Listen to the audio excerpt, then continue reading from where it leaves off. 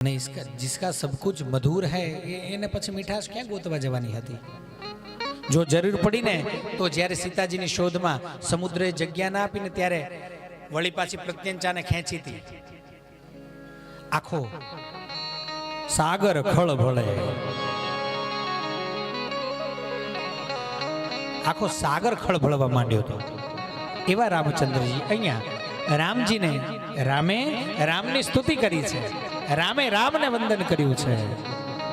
બાપજી શાંત થાવ, બાળક છે, અરે બાળક હોય તો એની મર્યાદામાં રાખો, નહીતર હમણાં અરે શું ક્યારના વાત જ કર્યા કરો છો નકરી, ઉપાડો હથિયાર, ખબર પડે હમણાં। વળી પાછું રામચંદ્રજીએ લખનલાલજીની સામું જોયું ને કીધું શાંતિથી બેસી જાઓ, તમે પણ આજ મારો વારો છે। લખનલાલજી નીચે બેઠા। રામજીએ મધુર વચનોથી પરશુરામજીના ક્રોધને શાંત કરવા પ્રયત્ન કર્યો, પણ હજી નજીવો ક્રોધ એના મનની અંદરથી ઉભરાઈ રહ્યો હતો। ત્યારે ભગવાને ચતુર્ભુજ નારાયણના સ્વરૂપમાં પરશુરામજીને દર્શન દીધું છે। અને પછી પરશુરામજી બે હાથ જોડી ખડગને પાછળ ભરાવી અને રામને વંદન, હવે આ રામને વંદન કરે છે।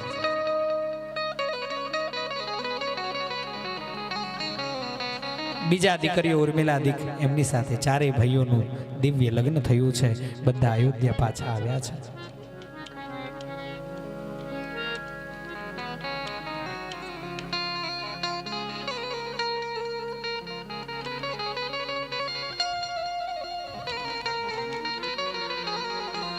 ત્યાં સુધીમાં તો અહીંયા બધી વ્યવસ્થા થઈ ગઈ હતી। સમય વીતતા કઈ ઉપભુવનમાં વચનોને માગ્યા છે, ત્યારથી દશરથની તબિયત બગડવા માંડી। ઘરમાં એક બગડે ને બીજું બગડે છે।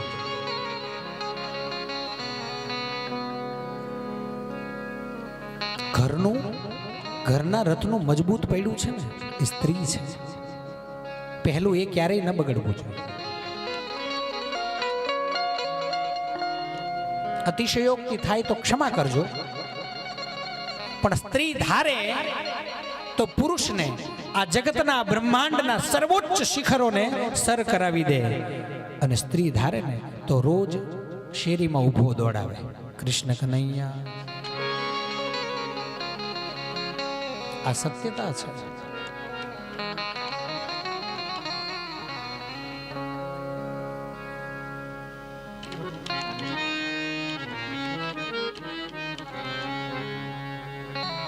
કૃષ્ણ કનૈયા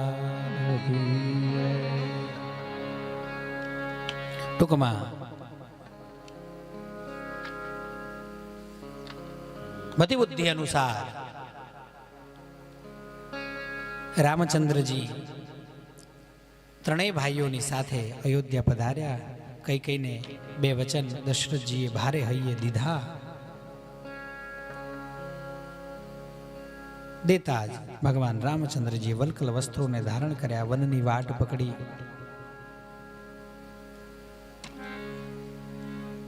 અશોક વાટિકામાં આવ્યા છે। રાવણ દ્વારા છાયા સીતા, કારણ કે મેં ફરીથી કહું છું, જો આ કથા આવડી નથી પણ જે દિવસે રામાયણ થશે ત્યારે કહીશ, એનોય પાર આવે એવું નથી કહેતા। 1000 કરતા વધારે રામાયણો છે। કેટલી? 1000 કરતા વધારે રામાયણો છે।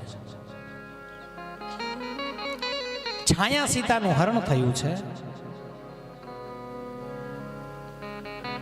ચાલતા ચાલતા ચાલતા રામજી અને લક્ષ્મણજી શોધતા શોધતા અહલ્યાનો ઉદ્ધાર કર્યો છે।